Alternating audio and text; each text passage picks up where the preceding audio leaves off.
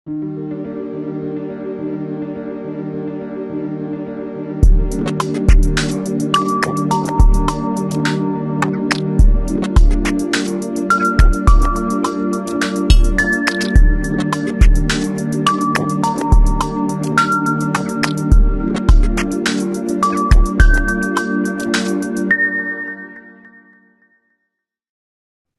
ഈ ഒരു പ്രോജക്റ്റിന്റെ പേര് അപെക്സ് ടോക്കൺ എന്നാണ്. Apex token multi network utility token. ഇന്ന് 3 നെറ്റ്വർക്കിൽ നമുക്ക് അവൈലബിൾ ആവുന്ന ഒരു ടോക്കൺ ആണ്, അല്ലെങ്കിൽ ഒരു ക്രിപ്റ്റോ കറൻസിയാണ് അപെക്സ് ടോക്കൺ. അത് ബിനാൻസ്, അത് എത്തേറിയം, അതോടൊപ്പം തന്നെ ട്രോൺ, ഈ 3 നെറ്റ്വർക്കിലും അവൈലബിൾ ആവുന്ന ഒരു ടോക്കൺ ആണ്. നമ്മളെ ഓൺ എക്സ്ചേഞ്ചിൽ നമ്മൾ ഒരു യൂട്ടിലിറ്റി ടോക്കൺ ആയിട്ടാണ് ഈ അപെക്സ് ടോക്കൺ ഇൻട്രൊഡ്യൂസ് ചെയ്യുന്നത്. മറ്റ് അപെക്സ് ടോക്കണിന്റെ എല്ലാ പ്രോജക്റ്റുകളും ഇപ്പൊ ICO launch pad, NFT market place, token development, escrow system, DeFi system, ഇതെല്ലാം നമ്മളെ എക്സ്ചേഞ്ചുമായിട്ട് കണക്റ്റഡ് ആണ്. അപ്പൊ ഇത്തരത്തിൽ നമ്മളെ എക്സ്ചേഞ്ചിൽ ഇപ്പൊ നമുക്കറിയാം, നമ്മൾ ഇന്ത്യൻ രൂപയാണെങ്കിൽ അത് നമുക്ക് ആവശ്യമുണ്ട്. ആ പണം നമ്മൾ ഉപയോഗിച്ച് പല കാര്യങ്ങൾ ചെയ്യുന്നത് കൊണ്ടാണ് ആ പണത്തിന് വാല്യൂ ഉണ്ടാവുന്നത്. അപ്പൊ ഇതുപോലെ തന്നെ ഈ കറൻസി പല കാര്യങ്ങൾക്ക് വേണ്ടി ഉപയോഗിക്കുമ്പോൾ മാത്രമേ ഇതിനൊരു വാല്യൂ ഉണ്ടാവുള്ളൂ. ഇത്തരത്തിലുള്ള എല്ലാ പ്രോജക്റ്റുകളും റൺ ചെയ്യുന്നുണ്ട്. ഈ പ്രോജക്റ്റുകളൊക്കെ റൺ ചെയ്യണമെങ്കിൽ നമ്മുടെ കറൻസി ആവശ്യമായി വരികയും തീർച്ചയായിട്ടും ആ കറൻസിയുടെ ഡിമാൻഡ് കൂടുകയും അതോടൊപ്പം തന്നെ അതിന്റെ വാല്യൂ കൂടും. ഇതാണ് ഒരു ഓവറോൾ അപെക്സ് ടോക്കണിന്റെ പ്രോജക്റ്റിൽ. അതിൽ റീസെന്റ് നമ്മൾ ഇൻട്രൊഡ്യൂസ് ചെയ്തിട്ടുള്ള ഒരു പ്രോജക്റ്റ് ആണ് AI പ്രഡിക്ഷൻ സിസ്റ്റം കൂടി വരുന്നുണ്ട്. അതൊക്കെ ഡീറ്റെയിൽ ആയിട്ട് നമ്മൾ മനസ്സിലാക്കേണ്ട ഈ ഒരു പ്രോജക്റ്റുമായിട്ട് അസോസിയേറ്റ് ചെയ്യുമ്പോൾ തീർച്ചയായിട്ടും നമുക്ക് അതിനുള്ള ട്രെയിനിങ് കാര്യങ്ങളും ലഭിക്കും. ദെൻ എന്താണ് ക്രിപ്റ്റോ കറൻസി എന്ന് അറിയാത്ത ആളുകൾക്ക് വാട്ട് ഈസ് ക്രിപ്റ്റോ കറൻസി? ഭൂരിപക്ഷ ആളുകൾ സംബന്ധിച്ചും എന്താണ് ഈ കറൻസി എന്നറിയില്ല. ഒരുപാട് കറൻസീസ് നമ്മൾ ഉപയോഗിക്കുന്നുണ്ട്. എന്താണ് ക്രിപ്റ്റോ കറൻസിക്ക് അതുമായിട്ട് നമ്മൾ കമ്പയർ ചെയ്യുന്ന സമയത്ത് എന്താണ് അതിന്റെ ബെനിഫിറ്റ്സ്? എന്തുകൊണ്ട് ആളുകൾ ഏറ്റവും കൂടുതൽ ഇന്ന് ക്രിപ്റ്റോ വേൾഡിലേക്ക് മാറിക്കൊണ്ടിരിക്കുന്നു എന്ന് ചോദിച്ചാൽ, നമുക്കറിയാം എവല്യൂഷൻ ഓഫ് മണി നമ്മളൊക്കെ കേട്ടിട്ടുള്ളതാണ്. എവല്യൂഷൻ ഓഫ് മണി എന്ന് പറഞ്ഞാൽ പണത്തിനൊരു ആവശ്യം ഉണ്ടായത് നമുക്കറിയാം സാധനങ്ങൾ ക്രയവിക്രയം നടത്താനാണ്. അപ്പൊ നമുക്കറിയാം പണ്ട് കാലങ്ങളിലൊക്കെ നമ്മൾ എങ്ങനെയാണ് സാധനങ്ങൾ കൈമാറിയെന്ന് വെച്ചാൽ, ഇപ്പൊ നമ്മൾ പശുവിനെ കൊടുത്ത് അല്ലെങ്കിൽ ആടിനെ വാങ്ങുന്ന ഒരു സിസ്റ്റം, അല്ലെങ്കിൽ നമ്മൾ നാട്ടിൻ ഭാഷയിലൊക്കെ പറഞ്ഞു കഴിഞ്ഞാൽ നമ്മൾ ചേന കൊടുത്ത് ചേമ്പ് വാങ്ങുന്ന സിസ്റ്റം, അങ്ങനെ സാധനങ്ങൾ കൈമാറുന്ന ഒരു സിസ്റ്റം ആയിരുന്നു മുമ്പ് ഉണ്ടായിരുന്നത്. അതിന് പ്രിമിറ്റീവ് അല്ലെങ്കിൽ ഒരു ബാർട്ടർ സിസ്റ്റം എന്നാണ് പറഞ്ഞുകൊണ്ടിരുന്നത്. പക്ഷെ ഇതൊരിക്കലും എപ്പോഴും ആക്യുറേറ്റ് ആവില്ല. ഒരുപക്ഷെ നമ്മളെ വീട്ടിലുള്ള ഒരു സാധനത്തിനെ നമ്മൾ കൃത്യമായിട്ട് മറ്റൊരു സാധനം പകരം വാങ്ങിക്കുക എന്ന് പറഞ്ഞാൽ വലിയ ബുദ്ധിമുട്ടുള്ള കാര്യമാണ്. അപ്പൊ അതിനുശേഷം ഇത് കൃത്യതയാർന്ന അതാക്കാൻ വേണ്ടിയിട്ടാണ് പ്രഷ്യൽ മെറ്റൽസ് വന്ന സമയത്ത് മെറ്റലുകൾ ഉപയോഗിക്കാൻ തുടങ്ങി. ചെമ്പ്, വെള്ളി, നാണയങ്ങളൊക്കെ ഉപയോഗിച്ചിട്ട് നമ്മൾ ആ നാണയങ്ങൾ കൊടുത്താൽ അതിന് പകരം അരി വാങ്ങുന്നു, അല്ലെങ്കിൽ പശുവിനെ വാങ്ങാം, അല്ലെങ്കിൽ മറ്റെന്തെങ്കിലും വാങ്ങാം, അല്ലെങ്കിൽ പച്ചക്കറി വാങ്ങാം, ഇങ്ങനെ എന്ത് വേണമെങ്കിലും വാങ്ങുന്ന ഒരു സിസ്റ്റം നാണയങ്ങൾ.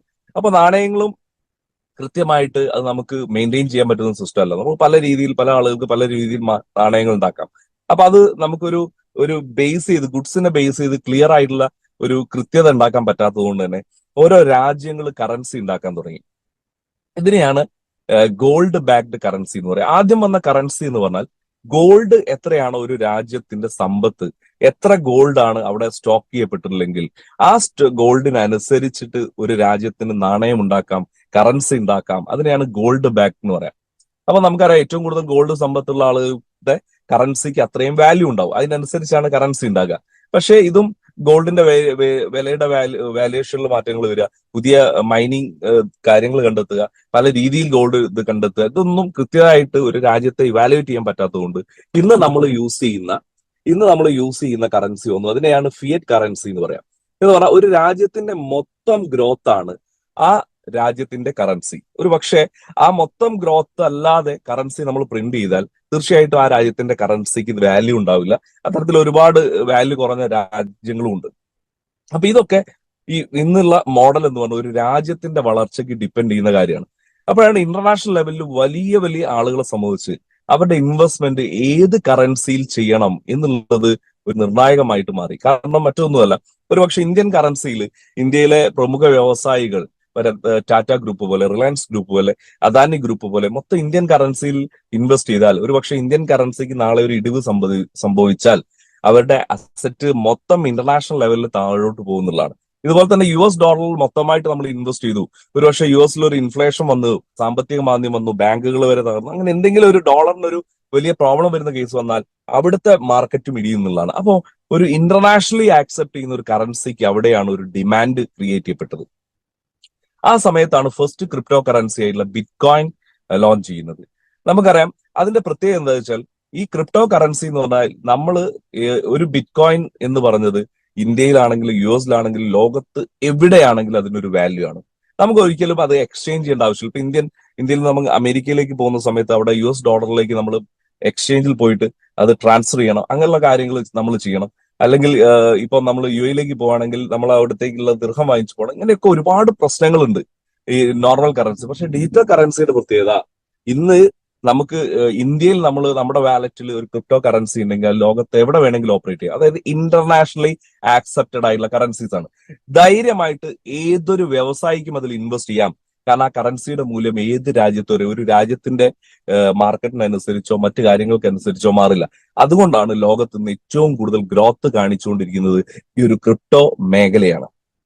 ക്രിപ്റ്റോ കറൻസി എന്തുകൊണ്ടാണ് ഫ്യൂച്ചർ ഓഫ് മണി എന്ന് പറയപ്പെടുന്നത്?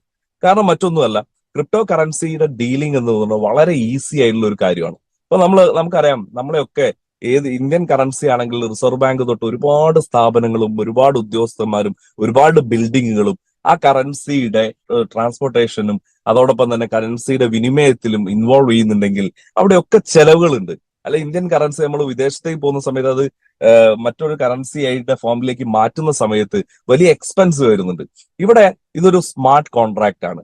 ലോകത്ത് ഒരു വ്യക്തി മറ്റൊരു വ്യക്തിക്ക് ഫണ്ട് ട്രാൻസ്ഫർ ചെയ്യുന്നുണ്ടെങ്കിൽ അതിനിടയിൽ ഇന്റർമീഡിയറ്റ് ആയിട്ടുള്ള ഒരാൾ പോലും ഇല്ല, ഒരു സ്ഥാപനം പോലും വർക്ക് ചെയ്യേണ്ട ആവശ്യമില്ല, ഒരു അതോറിറ്റി ആയിട്ടുള്ള ഒരു കാര്യവും വരേണ്ട ആവശ്യമില്ല. ഇപ്പൊ ഞാൻ ഈ മീറ്റിംഗിൽ ഇരിക്കുന്ന ഏതൊരു വ്യക്തിക്കും എന്റെ വാലറ്റിൽ നിന്ന് ഒരു ക്രിപ്റ്റോ കറൻസി അയക്കുന്നുണ്ടെങ്കിൽ അത് തീർച്ചയായിട്ടും എന്റെ വാലറ്റിൽ നിങ്ങളിലേക്ക് എത്തുകയും ഒരുപാട് ബ്ലോക്ക് ചെയിനുകളിൽ അത് സ്റ്റോർ ചെയ്യപ്പെടുകയും ചെയ്യും, അല്ലെങ്കിൽ ഒരുപാട് അഡ്രസ്സിൽ അത് സ്റ്റോർ ചെയ്യപ്പെടുന്നുണ്ട്. പക്ഷെ ഇതിനൊരു അതോറിറ്റി ഇല്ല, അല്ലെങ്കിൽ ഒരു ഓണറിന്റെ ആവശ്യമില്ല. ഇപ്പൊ നാട്ടിൽ നിന്ന് നമ്മളൊരു GPay നമ്മൾ ചെയ്യുകയാണെങ്കിൽ നമുക്കറിയാം, ഒരു പക്ഷേ ചിലപ്പോൾ GPay നമ്മൾ ഗൂഗിൾ പേ ചെയ്യുന്ന സമയത്ത് ഫണ്ട് എത്തിയില്ലെങ്കിൽ ചിലപ്പോൾ നമ്മൾ ബാങ്കുമായിട്ട് കോൺടാക്ട് ചെയ്യുന്നത് ഇപ്പം പറയും ബാങ്കിന്റെ പ്രോബ്ലം അല്ല, നിങ്ങൾ അവിടെ GPay ടീമുമായിട്ട് കോൺടാക്ട് ചെയ്യണം. ഇങ്ങനെയൊക്കെ പല വിഷയങ്ങൾ ഉണ്ടാവാറുണ്ട്. കാരണം അതൊക്കെ ഒരു അതോറിറ്റിയാണ്. ഇത് എപ്പോൾ നമ്മൾ ട്രാൻസ്ഫർ ചെയ്താലും ഒരു 15 സെക്കൻഡിനുള്ളിൽ അത് അവിടേക്ക് എത്തുന്നുള്ളതാണ്. അത്ര ആക്യുറസിയാണ്. അത്തരത്തിലുള്ള ഒരു സ്മാർട്ട് കോൺട്രാക്ട് ആണ് ഇതിനെ ഡ്രൈവ് ചെയ്യുന്നത്.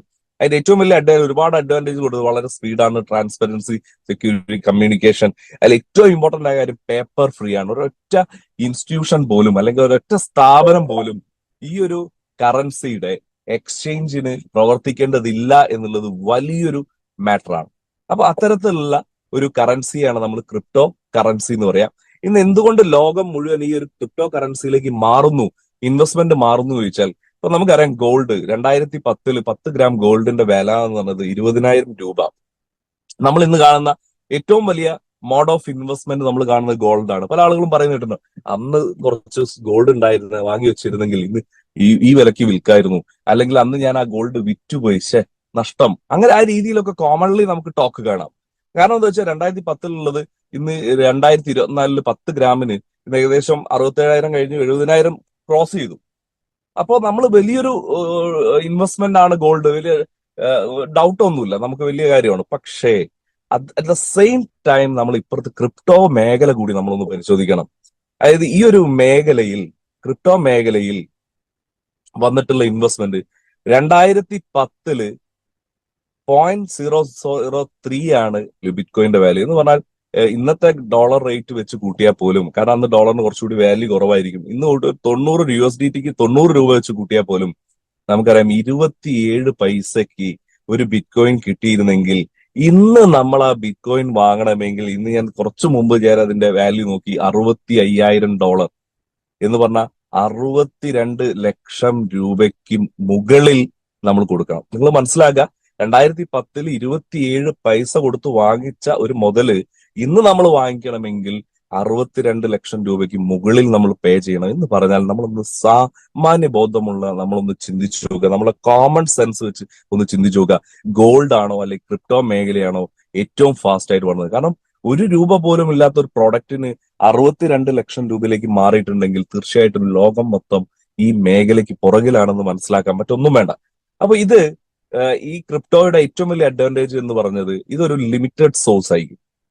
കാരണം അൺലിമിറ്റഡ് സോഴ്സ് ആണെങ്കിൽ, ഇപ്പൊ നമുക്കറിയാം ഗോൾഡിൽ നമ്മൾ ഇൻവെസ്റ്റ് ചെയ്തു, ഒരു പക്ഷേ അതിന്റെ ഡിമാൻഡ് കുറയാൻ മീൻസ് ഒരു പക്ഷേ നമ്മൾ ഇന്ന് മൈൻ ചെയ്യുന്നതിനേക്കാൾ കൂടുതൽ ഗോൾഡ് മൈൻ ചെയ്യാൻ പറ്റി.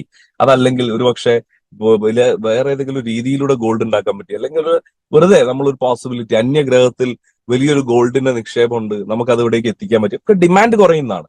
അപ്പൊ ഡിമാൻഡ് കുറയും, അല്ലെങ്കിൽ ഇന്ന് ആളുകൾ ഗോൾഡ് ഓർണമെന്റ്സ് യൂസ് ചെയ്യുന്നതിന്റെ ഡിമാൻഡ് കുറയും. ഇങ്ങനെ പല കാര്യങ്ങൾ വരാം. അപ്പൊ ഇതൊക്കെ ഈ ഈ ഒരു അൺലിമിറ്റഡ് സോഴ്സ് ആകുമ്പോൾ ഒരു പ്രശ്നമാണ്. പക്ഷെ ലിമിറ്റഡ് സോഴ്സ് എന്ന് പറഞ്ഞാൽ എത്രയും ഉണ്ടാവും, അത് വിൽക്കും തോറും അതിന്റെ വാല്യൂ കൂടിക്കൊണ്ടിരിക്കും എന്നുള്ളതാണ്. ഇവിടെ ക്രിപ്റ്റോ എന്ന് പറയുമ്പോൾ പല ആളുകളെ സംബന്ധിച്ച് ഇതിന് പരിചയം ഉണ്ടാവില്ല. പക്ഷെ നമ്മൾ മനസ്സിലാക്കുക, നമ്മൾ ഇന്നും കുറച്ച് വൈകിട്ടാണ് പല കാര്യങ്ങളും നമ്മൾ അറിയാറ്, അല്ലെ? ഇപ്പൊ ഞാൻ ഇന്ത്യൻ എക്സ്പ്രസിൽ 2019 വന്നൊരു ന്യൂസ്, അത് Britley donates bitcoin to crypto relief for India's fight against COVID-19. അത് മനസ്സിലാക്കുക, 2019 ക്രിപ്റ്റോ, അതായത് ഇന്ത്യയിലേക്ക് COVID-19 റിലീഫിന് വേണ്ടി ബ്രിറ്റ്ലി ഡൊണേറ്റ് ചെയ്തത് ഒരു ബിറ്റ് കോയിൻ ആയിരുന്നു. നിങ്ങൾ മനസ്സിലാക്കുക, ഒരു ബിറ്റ് കോയിൻ ആയിരുന്നു. അത് ഞാൻ എടുത്ത് പറയാനുള്ള റീസൺ മനസ്സിലാക്കുക, 2019 പോലും ബ്രെറ്റ്ലി എന്ന് പറഞ്ഞത് ഒരിക്കലും വലിയൊരു ഫിനാൻസ് സെക്ടറിൽ വർക്ക് ചെയ്യുന്ന ഒരാളോ അല്ലെങ്കിൽ ഈ ഒരു മേഖലയിലുള്ള ആളോ അല്ല. നമുക്കറിയാം, ഒരു ക്രിക്കറ്റ് പ്ലെയർ ആണ്. ആ ക്രിക്കറ്റ് പ്ലെയർ പോലും അദ്ദേഹത്തിന്റെ ഈ ഇൻവെസ്റ്റ്മെന്റ്സ് അല്ലെങ്കിൽ അദ്ദേഹത്തിന്റെ കയ്യിലുള്ള അസറ്റ് അത് ക്രിപ്റ്റോ കറൻസി ആയിട്ട് അന്ന് മാറ്റിയിട്ടുണ്ടായിരുന്നു 2019. എന്നിട്ടാണ് ഒരു ബിറ്റ് കോയിൻ, അന്ന് ഇന്ത്യയിൽ ഒരു പക്ഷേ നമുക്ക് മനസ്സിലാക്കാം, ഇന്ത്യയെ സംബന്ധിച്ച് ക്രിപ്റ്റോയ്ക്ക് ഒരു റെഗുലേഷൻ പോലും വരാത്ത സമയത്ത് പോലും ഇന്ത്യക്ക് ഡൊണേറ്റ് ചെയ്ത ഒരു ക്രിപ്റ്റോ കറൻസി, അന്ന് അതിന്റെ വാല്യൂ എന്ന് പറഞ്ഞാൽ 40 ലക്ഷം രൂപയായിരുന്നു. ഇനി ഇത് മാത്രമല്ല, ബിൽഗേറ്റ്സിന്റെ, ലോകത്ത് നമുക്കറിയാം, ബിൽഗേറ്റ്സിനെ സംബന്ധിച്ച് അറിയാത്ത ഒരാളുമില്ല. അദ്ദേഹത്തിന്റെ വേർഡ്സ് ആണിത്: nobody can stop bitcoin. കാരണം bitcoin is exciting me because it shows how cheap the transactions can be. ഇത് ഞാൻ നേരത്തെ പറഞ്ഞാണ്, പേപ്പർലെസ് ആണ്. ലോകത്ത് എവിടെയുള്ള ആൾക്കും എനിക്ക് വിത്തൗട്ട്, അല്ലെ, ഒരു വലിയ എക്സ്പെൻഡിച്ചർ ഇല്ലാതെ ചെറിയൊരു ഗ്യാസ് ഫീൽ, ഒരു പക്ഷേ നമ്മൾ നോർമൽ എക്സ്പെൻഡിച്ചറിന്റെ തൗസൻഡ്സിൽ അല്ലെ 1/3 ഓഫ് തൗസൻഡ്സ് ഒന്നും വരെ വളരെ ചെറിയ ഒരു ട്രാൻസാക്ഷൻ ഫീല് ഇത് നമുക്ക് അയക്കാൻ പറ്റും എന്നുള്ളതാണ്. അപ്പൊ ഇവിടെ നമുക്ക് ഇവിടെ കാണുന്ന എലോൺ മസ്ക് ആണ്. എലോൺ മസ്കിന്റെ ഒരുപാട് മുമ്പുള്ള ഒരു ട്വീറ്റ് ആണ് ഇത്. ഇതിൽ അദ്ദേഹം പറയുന്നതാണ്: I have decide to give out 4000 ethereum to my fans. ഇത് എന്നെ സ്ട്രൈക്ക് ചെയ്തൊരു കാര്യം എന്താ വെച്ചാൽ, നമ്മൾ മനസ്സിലാക്കുക, അദ്ദേഹത്തിന്റെ ഫാൻസിന് 4000 എത്തേറിയംസ് കൊടുക്കാൻ തീരുമാനിച്ചു എന്ന് മനസ്സിലായി. നമ്മൾ മനസ്സിലാക്കേണ്ടത് അദ്ദേഹത്തിന്റെ ഇൻവെസ്റ്റ്മെന്റ് അതിലാണ് എന്നത് മാത്രമല്ല, മറിച്ച് അദ്ദേഹത്തിന്റെ ഫാൻസ് പോലും ഈ ഒരു ക്രിപ്റ്റോ വാലറ്റ് അന്ന് കീപ്പ് ചെയ്യുന്നുണ്ട് എന്നുള്ള, അദ്ദേഹത്തിന്റെ മുഴുവൻ ഫാൻസ് അത് കീപ്പ് ചെയ്യുന്നു എന്നുള്ള വിശ്വാസത്തിലായി പോസ്റ്റ് ഇട്ടത്. എന്ന് പറഞ്ഞാൽ അത്രയും പോപ്പുലർ ആയിട്ട് ക്രിപ്റ്റോ മേഖല മാറിക്കഴിഞ്ഞു എന്നുള്ളതാണ്. ഇനി ഇവിടെ നമുക്ക് മുമ്പിലെത്തുന്ന ഒരു അവസരം, ഒരുപാട് ക്രിപ്റ്റോ പ്രോജക്റ്റുമായിട്ട് ബന്ധപ്പെട്ട് ഒരുപാട് കമ്പനികൾ പ്രവർത്തിക്കുന്നുണ്ട്. പക്ഷെ നമുക്കറിയാം, ഏതൊരു മേഖലയിലാണെങ്കിലും നല്ല നാണയങ്ങളും ഉണ്ടാവും, അതോടൊപ്പം തന്നെ കള്ള നാണയങ്ങളും ഉണ്ടാവും. അത് നമ്മൾ തിരിച്ചറിയാൻ പറ്റണം. ക്രിപ്റ്റോ മേഖല എന്ന് പറയുമ്പോൾ തന്നെ നമ്മൾ പല കമ്പനികളിലും പല കമ്പനികളും വന്നു, അല്ലെങ്കിൽ അവരങ്ങനെ ചെയ്തു ഇവരങ്ങനെ ചെയ്തു എന്നൊക്കെ പറയുമ്പോൾ നമ്മൾ മനസ്സിലാക്കണം, നമ്മൾ ഏത് മേഖലയിൽ ഇൻവെസ്റ്റ് ചെയ്യുമ്പോഴും നമ്മൾ അതിനെക്കുറിച്ച് പഠിക്കാൻ തയ്യാറാവണം. കാരണം നമുക്ക് സ്വന്തമായിട്ട് ബ്രെയിൻ ഉണ്ട്. നമ്മൾ ആ ബ്രെയിൻ യൂസ് ചെയ്തിട്ടില്ലെങ്കിൽ തീർച്ചയായിട്ടും നമുക്കറിയാം, അല്ലെ, നമ്മളൊരു ഭൂമി ഉണ്ട്, ആ ഭൂമി മൊത്തം നമ്മൾ ഉപയോഗിക്കാതെ ഇട്ട് കഴിഞ്ഞാൽ നമുക്കറിയാം അവിടെ ഒരുപാട് പടു ചെടികൾ വളരും, ഒരു ഉപയോഗവും ഉണ്ടാവില്ല. അതൊക്കെ പടു ചെടികളായി. ഇതുപോലെ തന്നെ നമ്മുടെ ബ്രെയിൻ ആ രീതിയിലേക്ക് മാറിപ്പോകും. അപ്പൊ എനിക്ക് പറയാനുള്ളത്, നമ്മളെ ബ്രെയിൻ യൂസ് ചെയ്ത് നമ്മൾ ചിന്തിക്കുക. ഈ ഒരു പ്രോജക്റ്റിനെ സംബന്ധിച്ച് എനിക്ക് ഹൈലൈറ്റ് ചെയ്ത്, ഇത് UK ബേസ് ചെയ്തിട്ട് ഈ ഒരു കമ്പനി രജിസ്റ്റർ ചെയ്തു. അവിടെ കമ്പനിയുടെ അഡ്രസ് ഉണ്ട്. അവിടെ ഫയലിംഗ് ഹിസ്റ്ററി നിങ്ങൾ നോക്കിക്കഴിഞ്ഞാൽ ഒരു 30 പേജുള്ള PDF ഉണ്ട്.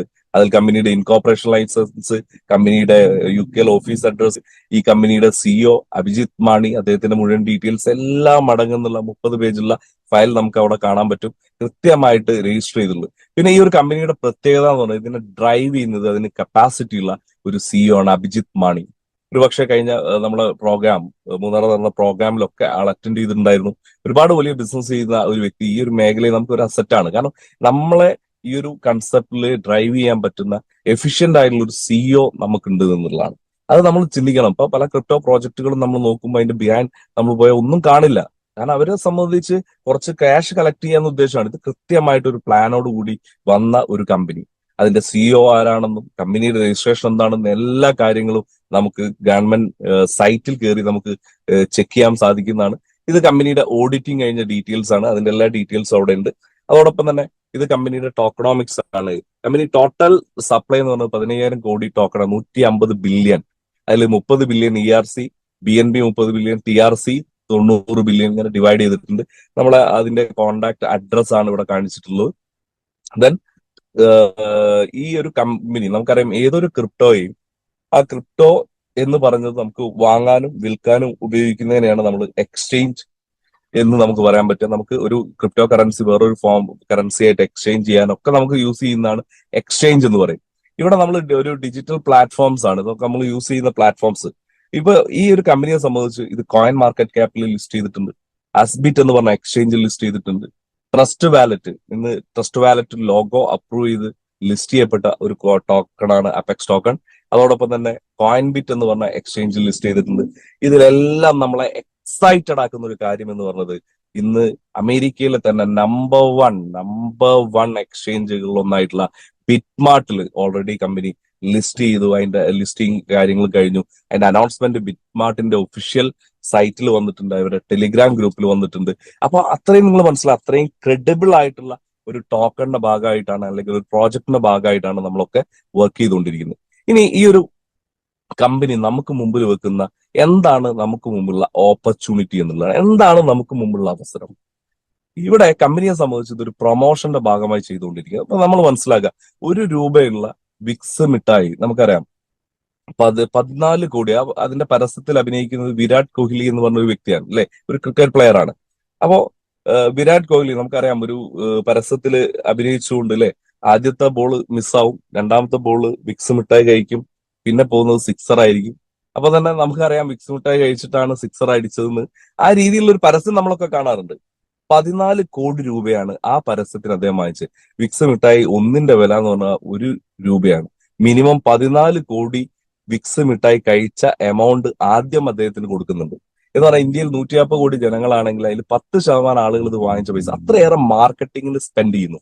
ആ മാർക്കറ്റിങ്ങിന് സ്പെൻഡ് ചെയ്യുന്നു. ഇതേപോലെ കമ്പനിയുടെ നമുക്ക് മുമ്പിൽ ഈ വെക്കുന്ന ഓപ്പർച്യൂണിറ്റി തീർച്ചയായിട്ടും ഈ ഒരു ടോക്കൺ മാർക്കറ്റിങ്ങിന് വേണ്ടിയിട്ടാണ്. ഇപ്പൊ പല ക്രിപ്റ്റോ പ്രോജക്റ്റുകളും ചെയ്യാം. ഒന്നുകിൽ ഇലോൺ മസ്കിനെ കൊണ്ടോ, അല്ലെങ്കിൽ ഡൊണാൾഡ് ട്രംപിനെ കൊണ്ടോ, അല്ലെങ്കിൽ ബിൽഗേറ്റ്സിനെ പോലുള്ള വലിയ ആളുകളെ കൊണ്ട് അതിനെക്കുറിച്ച് സംസാരിപ്പിക്കും. അപ്പോൾ ഓട്ടോമാറ്റിക്കലി ആ കോയിന് വലിയൊരു ഡിമാൻഡ് ക്രിയേറ്റ് ചെയ്യപ്പെടും. അപ്പൊ അതൊക്കെ വലിയ എക്സ്പെൻസീവ് ആയിട്ടുള്ള കാര്യമാണ്.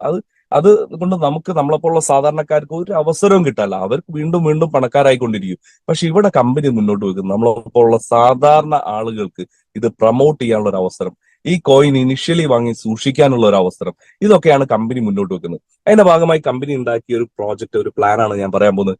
നിങ്ങൾക്ക് $50 മുതൽ $10,000 വരെ സ്പെൻഡ് ചെയ്തുകൊണ്ട് നിങ്ങൾക്ക് കോയിൻ വാങ്ങി സൂക്ഷിക്കാൻ പറ്റും.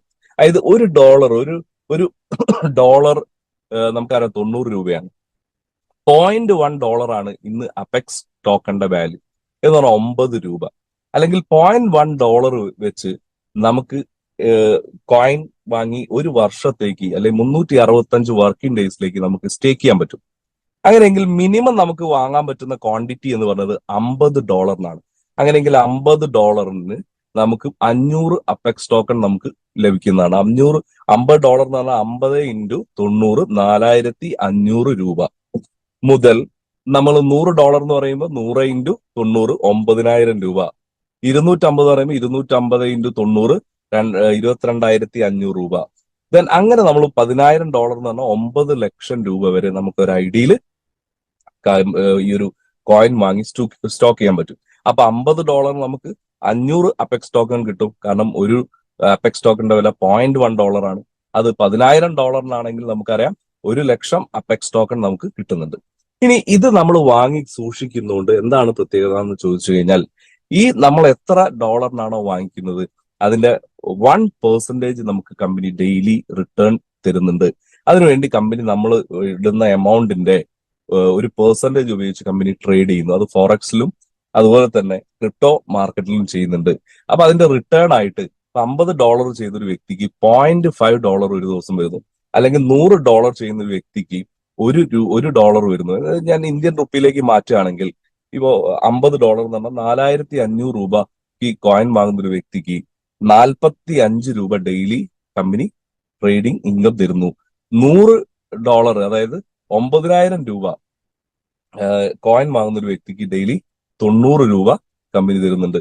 ഇനി ഇത് 10,000 എന്ന് പറയുമ്പോൾ 10,000 × 90 90,000 രൂപയ്ക്ക് കോയിൻ വാങ്ങുന്ന ഒരു വ്യക്തിക്ക് ഡെയിലി 900 രൂപ കമ്പനി എന്ത് ചെയ്തിരുന്നു? ഞാൻ ഒന്ന് റൗണ്ട് ചെയ്ത് പറയുകയാണെങ്കിൽ 1 ലക്ഷം രൂപയ്ക്ക് കോയിൻ വാങ്ങിച്ചാൽ ഡെയിലി 1000 രൂപ. അങ്ങനെ വർക്കിംഗ് ഡേയ്സിൽ, ഒരു മാസം വർക്കിംഗ് ഡേയ്സിൽ 22 വർക്കിംഗ് ഡേയ്സിൽ നമുക്ക് ഒരു 22,000 രൂപ മാസം 1 ലക്ഷം രൂപയ്ക്ക് നമ്മൾ ഈ ഒരു കോയിൻ വാങ്ങി സ്റ്റേക്ക് ചെയ്യാൻ തയ്യാറാണെങ്കിൽ മന്ത്ലി 22,000 റുപ്പീസ് ഇൻകം കിട്ടുന്ന ഒരു വണ്ടർഫുൾ പ്രോജക്റ്റ് ആണ് ഞാൻ ഇവിടെ പ്രസന്റ് ചെയ്തിട്ടുള്ളത്. അപ്പൊ നമ്മൾ മനസ്സിലാക്കുക, ആ ഒരു പ്രോജക്റ്റ്, ഈ ഒരു പ്രോജക്റ്റ്, അപ്പൊ നമുക്കൊരു സംശയം ഉണ്ടാവും, നമ്മൾ സ്റ്റേക്ക് ചെയ്ത് ഇൻകാണോ? ഒരു പക്ഷെ നമ്മളെ സുഹൃത്തുക്കളോ ഫ്രണ്ട്സോ ഒക്കെ വീണ്ടും എന്ത് ചെയ്യാണ്ടാവും, സ്റ്റേക്ക് ചെയ്യാൻ ആളുകൾ താല്പര്യമുണ്ടോ, അല്ലെങ്കിൽ കോയിൻ വാങ്ങാൻ താല്പര്യം ഉണ്ടാവും. അപ്പൊ അങ്ങനെ വാങ്ങിക്കുമ്പോൾ നമുക്ക് എന്ത് ബെനിഫിറ്റ് ആണ് എന്നുള്ളത്. അതിന് മുമ്പ് ഒരു ചെറിയ കാര്യം പറയട്ടെ.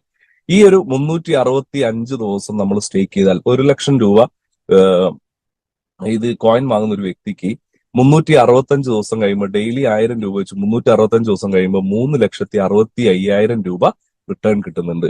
അപ്പൊ ഈ ഒരു മാസം 30-ാം തീയതി വരെ ആയിരിക്കും ആ ഒരു കൃത്യമായിട്ടുള്ള പ്ലാൻ കമ്പനിയിൽ ഉണ്ടാവുക.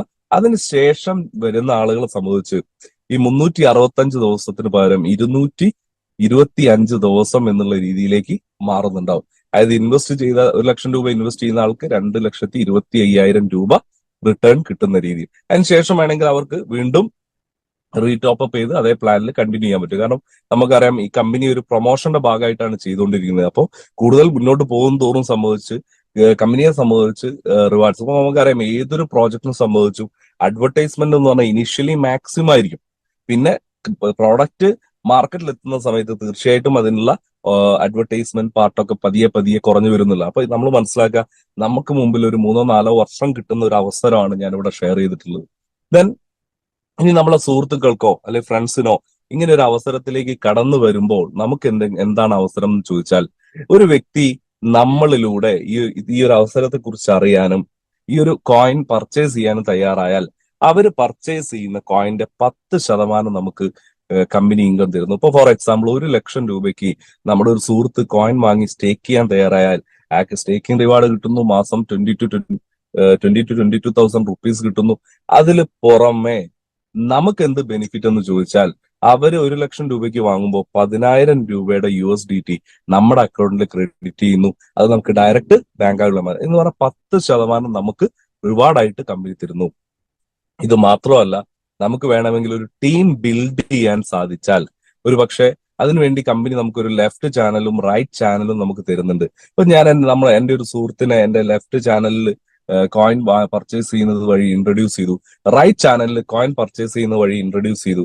ആ സമയത്ത് ഇത് രണ്ടും ഞാനാണ് ചെയ്യുന്നതെങ്കിൽ എനിക്ക് ഓൾറെഡി അവർ ജോയിൻ ചെയ്യുന്ന സമയത്ത് 10% ഇൻകം എനിക്ക് തരുന്നു. ഇപ്പൊ എന്റെ സുഹൃത്ത് 1 ലക്ഷം രൂപയ്ക്ക് കോയിൻ വാങ്ങിച്ചാൽ അതിന്റെ 10% 10,000 രൂപയുടെ USDT എനിക്ക് കിട്ടുന്നു.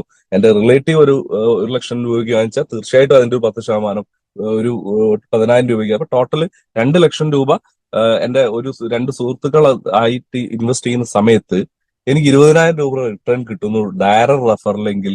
ബൈനറി ആയിട്ട് ഇത് മാച്ച് ചെയ്യുമ്പോൾ ലെഫ്റ്റ് ചാനലും റൈറ്റ് ചാനലും മാച്ച് ചെയ്തത് വഴി വീണ്ടും 10,000 രൂപ വരുന്നു. എന്ന് പറഞ്ഞാൽ ഒരു 2 ലക്ഷം രൂപ, ഓരോ 1 ലക്ഷം രൂപ എന്റെ സുഹൃത്തുക്കൾ ഈ ഒരു പ്രൊജക്ട് വാങ്ങുമ്പോൾ ടോട്ടൽ 30,000 റുപ്പീസ് എനിക്ക് റിട്ടേൺ കിട്ടുന്നുള്ള. ഇത് ഫ്യൂച്ചറിൽ ഒരുപക്ഷെ നമ്മളെ സുഹൃത്ത് അല്ലെങ്കിൽ റിലേറ്റീവ് ഇത് പ്രൊമോട്ട് ചെയ്താൽ നമ്മുടെ ലെഫ്റ്റിൽ എത്ര പോയിന്റ്സ്, എത്ര ഡോളറിന്റെ ബിസിനസ് നടക്കുന്നോ അതിന് നമുക്ക് 10% ഇൻകം നടക്കുന്നു. ഇപ്പൊ ഫോർ എക്സാമ്പിൾ നമ്മുടെ ലെഫ്റ്റ് ചാനലിൽ ഒരു 10 മെമ്പേഴ്സ് വന്നു, റൈറ്റ് ചാനലിൽ ഒരു 10 മെമ്പേഴ്സ് വന്നു. തീർച്ചയായിട്ടും നമ്മൾ ഒറ്റയ്ക്ക് വർക്ക് ചെയ്യുന്ന പോലെ അല്ല ഒരു 10 മെമ്പേഴ്സ് വരുന്ന സമയത്ത് തീർച്ചയായിട്ടും ഡോളർ കൂടും. ആ സമയത്ത് നമ്മൾ മനസ്സിലാക്കുക, ഒരു 1 ലക്ഷം രൂപയുടെ ഇൻവെസ്റ്റ്മെന്റ് ആണ് അല്ലെങ്കിൽ കോയിൻ ആണ് ഈ 10 പേരിലൂടെ വിറ്റുപോയതെങ്കിൽ, ലെഫ്റ്റും റൈറ്റും വന്നെങ്കിൽ നമുക്കറിയാം $1,000 മാച്ച് ചെയ്തു അതിന്റെ 10% $100 എന്റെ ഇൻകം ആയിട്ട് റിലീസ് ചെയ്യുന്നു. അപ്പൊ നമ്മൾ മനസ്സിലാക്കുക, നമ്മുടെ ലെഫ്റ്റും റൈറ്റിലും മെമ്പേഴ്സ് കൂടുന്നതിനനുസരിച്ച് നമ്മളെ വരുമാനവും കൂടും. ഇപ്പൊ $100 എന്ന് പറഞ്ഞാൽ ചെറിയൊരു എമൗണ്ട് അല്ല. 100 × 90 നമുക്ക് 9,000 രൂപ ഇൻകം കിട്ടുന്നു. ചിലപ്പോൾ ഒരു പക്ഷെ നാളെ നമ്മൾ ഈ ബിസിനസ് മുന്നോട്ട് പോകുമ്പോൾ ഈ 10 എന്നുള്ളത് 20 മെമ്പേഴ്സ് ആവാം. തീർച്ചയായിട്ടും നമ്മുടെ ബിസിനസ് കൂടും. അങ്ങനെ ബിസിനസ് കൂടി കൂടി ഒരു അൺലിമിറ്റഡ് ഇൻകത്തിലേക്ക് നമ്മൾ പോകും. അതുകൊണ്ട് കമ്പനി ഒരു ലിമിറ്റ് വെച്ചിട്ടുണ്ട്. ആ ലിമിറ്റ് ഇതാണ്, നമുക്ക് ഒരു ദിവസം $1,000 മാക്സിമം നമുക്ക് ബൈനറിയിൽ ഏൺ ചെയ്യാൻ പറ്റുള്ളൂ. $1,000 എന്ന് പറഞ്ഞാൽ ടോട്ടൽ നമുക്ക് 90,000 രൂപ വരെ നമുക്ക് ഐഡിയിലൂടെ വാങ്ങിച്ചെടുക്കാൻ പറ്റും. നിങ്ങൾ മനസ്സിലാക്കുക, നമ്മൾ ഇൻവെസ്റ്റ് ചെയ്തിട്ടുള്ള വെറും $50 മുടക്കി നമ്മൾ ഈ ബിസിനസ് സ്റ്റാർട്ട് ചെയ്ത ഒരാൾക്കും അത് അപ്ഗ്രേഡ് ചെയ്തിട്ട് വേണമെങ്കിൽ 90,000 രൂപ ഡെയിലി ഇൻകത്തിലേക്ക് മാറ്റാൻ പറ്റുന്ന ഒരു വലിയ അവസരമാണ്. ഇപ്പൊ ഒരു പക്ഷേ പല ആളുകളും ചിന്തിക്കുന്നുണ്ട്, ഒരു ദിവസം 90,000 രൂപ ഇൻകം വാങ്ങുക എന്ന് പറഞ്ഞാൽ അസാധ്യമാണോ എന്നുള്ളത്. നമ്മൾ മനസ്സിലാക്കുക, നമ്മുടെ മനസ്സാണ് വലുതാവേണ്ടത്. ഇപ്പൊ ഒരു സാധാരണക്കാരനെ സംബന്ധിച്ച് നമ്മൾ പറയാണ് ഡെയിലി 90,000 രൂപ ഇൻകം എന്ന് പറയുമ്പോൾ പല ആളുകളെ സംബന്ധിച്ച് അവരുടെ ഫേസിൽ ഒരു ചിരിയൊക്കെ ഉണ്ടാവും, ഇല്ലേ, ഇതൊന്നും നടക്കാൻ പോകുന്നില്ല. പക്ഷെ നിങ്ങൾ മനസ്സിലാക്കുക, ഇതേ കാര്യം ഡെയിലി 90,000 രൂപ വരുമാനം ഉണ്ടെന്ന് ഞാൻ ഒരു പക്ഷെ MI യൂസഫ് അലിയോടോ അല്ലെങ്കിൽ റിലയൻസിന്റെ ഓണേഴ്സിനോടോ അല്ലെങ്കിൽ ടാറ്റ ഗ്രൂപ്പിനോടോ അല്ലെങ്കിൽ ലോകത്തെ വലിയ വലിയ വ്യക്തികളോട് ഞാൻ പറയുകയാണെങ്കിൽ നിങ്ങൾ മനസ്സിലാക്കുക, അവരാരും ചിരിക്കില്ല. കാരണം അവർ ഡെയിലി അതിലേറെ വരുമാനം വാങ്ങിക്കുന്ന ആളുകളാണ്. കാരണം ഒരൊറ്റ റീസണേ ഉള്ളൂ, അവർക്ക് വേണ്ടി വർക്ക് ചെയ്യാൻ വലിയൊരു ടീമുണ്ട്. നിങ്ങൾ മനസ്സിലാക്കുക, MI യൂസഫ് അലിക്ക് 1,00,000 തൊഴിലാളികൾ ഉണ്ടെന്ന് വിചാരിക്കുക. ഈ 1,00,000 തൊഴിലാളികൾ ഒരു ദിവസം 1 രൂപ ലാഭം ഉണ്ടാക്കി കൊടുത്താൽ എന്തായിരിക്കും അദ്ദേഹത്തിന്റെ വരുമാനം? തീർച്ചയായിട്ടും അദ്ദേഹത്തിന്റെ വരുമാനം 1,00,000 രൂപയാണ്. നിങ്ങൾക്ക് ഈ വരുമാനം ഒറ്റയ്ക്ക് വർക്ക് ചെയ്യുന്നതുകൊണ്ട് കിട്ടുന്നതല്ല. നാളെ ഒരു പക്ഷെ നിങ്ങളുടെ ടീമിൽ 10ഓ 100ഓ മെമ്പേഴ്സ് വരുന്ന സമയത്ത് തീർച്ചയായിട്ടും നിങ്ങൾ മനസ്സിലാക്കുക, ഈ ഒരു ദിവസം 90,000 രൂപ എന്നുള്ള ഈ ഒരു ഇൻകത്തിന്റെ ടേസ്റ്റ് നിങ്ങൾ അറിഞ്ഞിരിക്കും. ഒരു ഡൗട്ടും ഇല്ല. അത്രയും പവർഫുൾ ആയിട്ടുള്ള ഒരു പ്രോജക്റ്റും അതോടൊപ്പം തന്നെ ഈ പ്ലാനുമാണ് നമ്മളിവിടെ പ്രസന്റ് ചെയ്തുകൊണ്ടിരിക്കുന്നത്. ഇനി നമ്മൾ മനസ്സിലാക്കുക, നമ്മുടെ എക്സ്ചേഞ്ച് അപെക്സ് ടോക്കണിന്റെ എക്സ്ചേഞ്ച്, ഞാൻ പറഞ്ഞു നമ്മളെല്ലാ പ്രോജക്റ്റുകളും റൺ ചെയ്യുന്നത് നമ്മുടെ എക്സ്ചേഞ്ച് ത്രൂ ആണ്. ആ എക്സ്ചേഞ്ച് ഓൾറെഡി സ്റ്റാർട്ട് ചെയ്ത് കഴിഞ്ഞു. കുറച്ച് മുമ്പുള്ള സ്ലൈഡാണ്. നമുക്ക് എക്സ്ചേഞ്ച് ലോഞ്ച് ചെയ്തു. ആ എക്സ്ചേഞ്ചിൽ നമ്മളെ NFT മാർക്കറ്റ് പ്ലേസ്, അതുപോലെ തന്നെ ICO, അതുപോലെ DeFi ആപ്ലിക്കേഷൻസ് ഒക്കെ വർക്ക് ചെയ്യാവുന്ന രീതിയിലേക്ക് ഒരു സിസ്റ്റം വരുന്നു. അതുപോലെ ഒരു AI പ്രെഡിക്റ്റീവ് സിസ്റ്റവും വരുന്നുണ്ട്. അത്രയും പ്രോജക്റ്റുകൾ കമ്പനി പ്ലാൻ ചെയ്തിട്ടാണ് കമ്പനി റൺ ചെയ്തുകൊണ്ടിരിക്കുന്നത്. ഇനി അടുത്തത്, നമുക്ക് ഇത് കുറച്ച് മുമ്പ് സ്ലൈഡാണെന്ന് നമ്മൾ പറഞ്ഞു, coming soon on leading exchanges, അതിൽ കൊടുത്തത് ബിറ്റ്മാർട്ട് ആയിരുന്നു. നമുക്കറിയാം ബിറ്റ്മാർട്ട് ലോഞ്ച് ചെയ്ത് കഴിഞ്ഞു എന്നുള്ളതാണ്. ഇനി ബാക്കിയുള്ള എക്സ്ചേഞ്ചുകൾ വളരെ പെട്ടെന്ന് വരുന്നു. അടുത്തത് വരാൻ പോകുന്ന എക്സ്ചേഞ്ച് എന്ന് പറയുന്നത് KuCoin ആണ്. നമുക്ക് ഇപ്പോ നമ്മുടെ ഒരു ഓഫർ ഉണ്ട്, ഒരു Thailand trip offer company plan ചെയ്തിട്ടുണ്ട്. ആ ഓഫർ അച്ചീവ് ചെയ്യുന്ന ആളുകൾക്ക് ലൈവായിട്ട് KuCoin എന്ന് പറഞ്ഞ ഒരു എക്സ്ചേഞ്ച് ലോഞ്ച് ചെയ്യുന്ന വീഡിയോ നമുക്ക് കാണാൻ സാധിക്കും. അതുവരെ കമ്പനി പ്ലാൻ ചെയ്തു. വിത്തിൻ 6 മന്തിനുള്ളിൽ BP20 ഉള്ളത് നമ്മൾ ബിനാൻസ് എക്സ്ചേഞ്ചിൽ ലിസ്റ്റ് ചെയ്യപ്പെടാൻ പോകുന്നു. അത്രയും പവർഫുൾ ആയിട്ട് പോകുന്ന ഒരു കമ്പനിയാണ്. അപ്പൊ നമ്മളെ സംബന്ധിച്ച് നമുക്കറിയാം, അവസരങ്ങൾ പലപ്പോഴും നമ്മൾ മിസ് ചെയ്യാറുണ്ട്.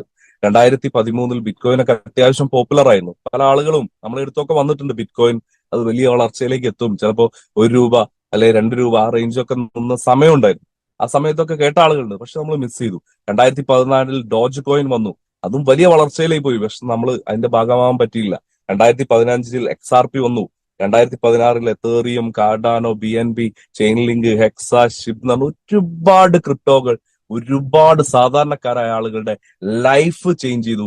പക്ഷെ അതൊന്നും ഒരു പക്ഷെ നമുക്ക് അവസരം കിട്ടിയില്ലെങ്കിലും നമ്മൾ സങ്കടപ്പെടേണ്ട ആവശ്യമില്ല. ഇന്ന് 2024 നമുക്ക് മുമ്പിൽ ഒരു വലിയ അവസരം വന്നിട്ടുണ്ട്. അപെക്സ് ടോക്കൺ എന്നുള്ള ഒരു പ്രോജക്റ്റ്, ഇന്ന് അതിന്റെ കറന്റ് പ്രൈസ് $0.1 എങ്കിൽ 2025 അവർ ടാർഗറ്റ് ചെയ്യുന്നത് $5 എന്ന് പറഞ്ഞ ഒരു ഫിഗറിലേക്കാണ്. നിങ്ങൾ മനസ്സിലാക്കുക, ഈ ഒരു ഫിഗറിൽ 2025 ലാസ്റ്റോട് കൂടി എത്തുന്നുണ്ടെങ്കിൽ നിങ്ങൾ ഇൻവെസ്റ്റ് ചെയ്യുന്നത് $0.1 1,00,000 രൂപ ഇൻവെസ്റ്റ് ചെയ്ത വ്യക്തിക്ക് അതിന്റെ വാല്യൂ $1 ആയാൽ 10 ലക്ഷം രൂപ സെറ്റിലേക്ക് മാറും. ഒരു പക്ഷേ അത് $5 ആയാൽ അയാളുടെ എമൗണ്ട് എന്ന് പറഞ്ഞത് 50 ലക്ഷം രൂപയാണ്. നിങ്ങൾ മനസ്സിലാക്കുക, ബിറ്റ്കോയിന് 1 രൂപയുള്ളപ്പോ നിങ്ങൾ വളരെ സിമ്പിൾ ആണ്. 1 രൂപയുള്ളപ്പോ 1000 ബിറ്റ്കോയിൻ നിങ്ങൾ വാങ്ങിച്ചിരുന്നുവെങ്കിൽ നിങ്ങൾ മനസ്സിലാക്കുക, ഇന്ന് നിങ്ങളുടെ അസറ്റ് എന്ന് പറഞ്ഞത്, അതായത് വെറും 1000 രൂപ നിങ്ങൾ മുടക്കിയിരുന്നുവെങ്കിൽ ഇന്ന് നിങ്ങളുടെ അസറ്റ് എന്ന് പറഞ്ഞത് 62 ലക്ഷം ഇൻറ്റു 1000 ആണ്. 62 ലക്ഷത്തിനോട് ഒരു 0 ചേർത്താൽ നമുക്കറിയാം 6 കോടി 2 ലക്ഷം രൂപ. ഒരു 0 കൂടി ചേർത്താൽ നമുക്കറിയാം 62 കോടി. ഒരു 0 കൂടി ചേർത്താൽ മനസ്സിലാക്കുക 620 കോടി രൂപ ആസ്തിയുള്ള ഒരു വലിയ സമ്പന്നനായിട്ട് നിങ്ങൾക്ക് മാറാൻ പറ്റുമായിരുന്നു. അതുപോലെ വലിയൊരു അവസരം നമുക്ക് മുമ്പിലുണ്ട്.